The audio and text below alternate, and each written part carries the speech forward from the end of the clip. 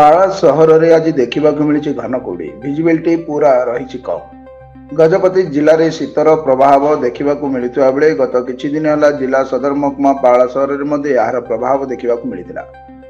रात्र जेपरी कुहुड़ी रोचे सेपरी सकाळ प्राय आज 9टा जाए घन कुहुड़ीर प्रभाव देखा मिलता। कुहुड़ी एपरी होता जे गाड़ी चलाइबा बहुत कष्ट होता।